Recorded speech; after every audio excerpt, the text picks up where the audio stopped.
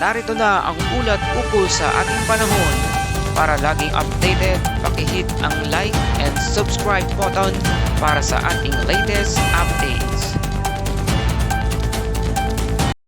Magandang araw sa inyong lahat. Narito na ang pinakahuling ulat ukol sa inaasahang galaw ng mga bagyo at posibleng pag-ulan sa ating bansa mula July 23 hanggang August 5, 2025. Welcome sa Pilipinas Weather Ngayon. At ito ang Tropical Cyclone Threat Potential Forecast mula sa DOST Pag-asa. Sa kasalukuyan, dalawang bagyo ang binabantayan sa loob ng Philippine Area of Responsibility o PAR. Una, si Bagyong Dante. Ito ay kumikilos pahilaga sa silangang bahagi ng bansa at inaasahang lalabas ng PAR patungong Taiwan, Ryukyu area. Bagamat hindi direktang tatama sa ating lupa, maari itong magdala ng pag-ulan lalo na sa Northern Luzon. Ang pangalawang bagyo ay si Bagyong Emong. Ito ay namataan sa West Philippine Sea, kumikilos ito pahilaga rin papuntang Bashi Channel at Taiwan. Katulad ni Dante, posibleng makaapekto ito sa lagay ng panahon sa western section ng Luzon. Bukod dito, may posibilidad ring mabuo ang isang tropical cyclone-like vortex o TCLV-1 sa silangang bahagi ng monitoring area. Base sa kasalukuyang datos, may mataas na tsansa na ito ay maging isang ganap na bagyo at kumilos patungong southern Japan. Sa ngayon, hindi pa ito banta sa ating bansa.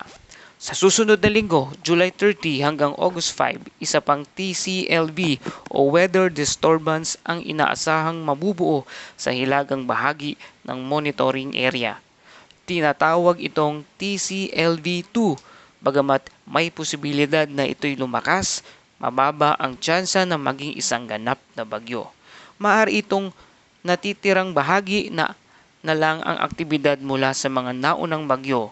Gayunman, mananatiling nakaantabay ang pag-asa para sa anumang pagbabago. Dahil sa presensya ng dalawa o higit pang weather disturbance, nananatiling mataas ang tropical cyclone threat potential sa loob ng forecast period.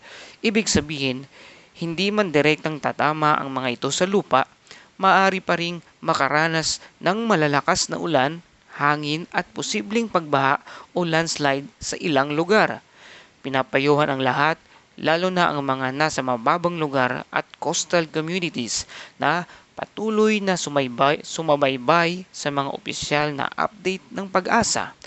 Para naman sa mga lugar na posibleng makaranas ng malalakas na paulan, maaring i-check ng publiko ang rainfall exceedance probability forecast ng pag-asa.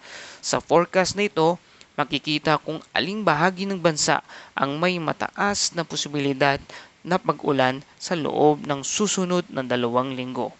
Makakatulong sa paghahanda ng mga LGU at ng ating mga kababayan. Paalala sa lahat, ang forecast na ito ay pansamantala lamang at maaaring magbago. Ang panahon ay pabago-bago kaya't mahalaga ang regular na pagmonitor ng balita mula sa pag-asa. Inanyayahan pong lahat, pati ang mga local disaster risk reduction and management offices na maging handa sa anumang sitwasyon. Yan po ang kabuuang ulat para sa Tropical Cyclone Threat Potential ngayong huling linggo ng Hulyo hanggang unang linggo ng Agosto.